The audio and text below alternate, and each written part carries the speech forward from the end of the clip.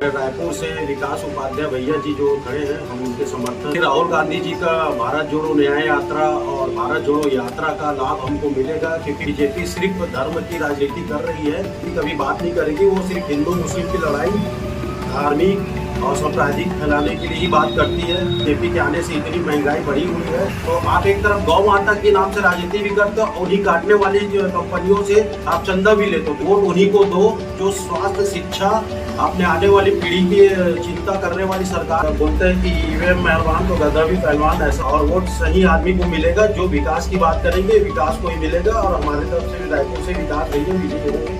नमस्कार, आप देख रहे हो न्यूज़ सिटी 24। छत्तीसगढ़ ही नहीं, पूरा भारतवर्ष में लोकसभा चुनाव का बिगुल फूंका जा चुका है, जहां कांग्रेस और भाजपा ने अपने अपने प्रत्याशियों को मैदान में चुनाव में उतार दिया है।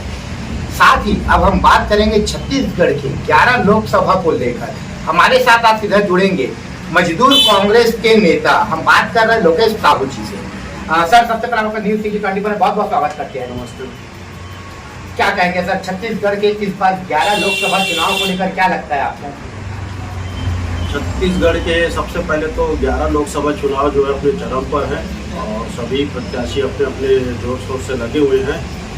और छत्तीसगढ़ में सबसे ज़्यादा ये है कि हमारे रायपुर से विकास उपाध्याय भैया जी जो खड़े हैं, हम उनके समर्थन कर रहे हैं। और कहीं ना कहीं राहुल गांधी जी का भारत जोड़ो न्याय यात्रा और भारत जोड़ो यात्रा का लाभ हमको मिलेगा, क्योंकि उन्होंने जनता के बीच में उनकी सारी समस्याओं को देखा गया है।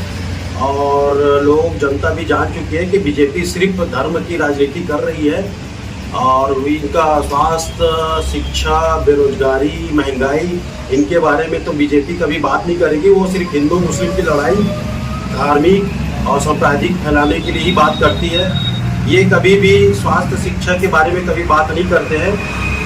इसका फायदा जनता भी जानती है, महंगाई के बारे में भी जानती है कि बीजेपी के आने से इतनी महंगाई बढ़ी हुई है, इतनी हद से ज़्यादा बढ़ी है। सिर्फ हिंदू बोलने से नहीं होता, हिंदू हम भी है। और रही बात हिंदू की बात है, तो देखो बीजेपी वाले जो है गौ माता के नाम से राजनीति करती है, और उन्हीं गौ माता के बीज कंपनियों से बीजेपी चंदा, करोड़ों की चंदा लेती है। तो आप एक तरफ गौ माता के नाम से राजनीति भी करते हो, उन्हीं काटने वाली जो कंपनियों से आप चंदा भी लेते हो। तो ये कहाँ की हिंदुत्व है, कहाँ की गौ माता की रक्षा की बात हुई, पहला चीज। और दूसरा, कभी भी बीजेपी को आप धार्मिक मुद्दों में ही बात करेंगे, लोगों को बरगलाने वाली बात करते हैं कि हिंदू और मुस्लिम दोनों दुश्मन है, जबकि इनके आधे से ज्यादा मुस्लिमों से ही संबंध रहता है।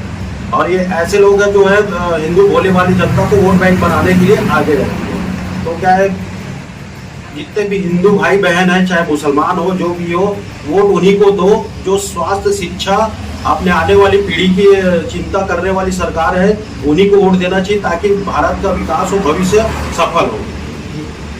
सर, क्या कहेंगे, देखा गया है कि हमेशा से लोकसभा को लेकर छत्तीसगढ़ में भाजपा का ही बोलबाला रहता है, तो इस बार क्या लगता है 11 लोकसभा चुनाव में कितना कांग्रेस? 11 लोकसभा चुनाव इस बार जनता भी समझ रही है। और अगर बोलते हैं कि ईवीएम मेहरबान तो गधा भी पहलवान, ऐसा ना हो कि ईवीएम का ही लोचा हो। लेकिन जो भी है, जनता जान रही है, और वोट सही आदमी को मिलेगा जो विकास की बात करेंगे, विकास को ही मिलेगा। और हमारे तरफ से रायपुर से विकास भैया विजयी होंगे, और 11 में से हमारे 7 सीट जरूर हमको मिलेगी। आप छत्तीसगढ़ और साथ ही भारतवर्ष के मतदाताओं से क्या अपील करना चाहते हो लोकसभा 2024 चुनाव को लेकर? संजय भाई, छत्तीसगढ़ में लगभग 2.5 करोड़ जनता है, जिसमें 2 करोड़ आपका वोटर है। इन सभी माताओं, बहनों, भाइयों से अपील करता हूं कि आप वोट उन्हीं को दीजिए जो आपके भविष्य, आने वाले बच्चों के भविष्य को सुरक्षित रख सकते हैं, जैसे स्वास्थ्य, रोजगार, शिक्षा, जिसमें भारत को विकासशील बना सके। ऐसे नेताओं को चुने। और हमारे कांग्रेस में यही है, जो स्वास्थ्य, शिक्षा, रोजगारी में बात करते हैं, धार्मिक मुद्दों में आपस में भाइयों भाई को लड़ाने वाला काम नहीं करते हैं। और कांग्रेस में धर्म निरपेक्षक है, और अपना सभी धर्म को मानने का सबका अधिकार है। और देश तभी मजबूत होता है जहाँ पे शिक्षा, स्वास्थ्य, रोजगार सब मजबूत होता है।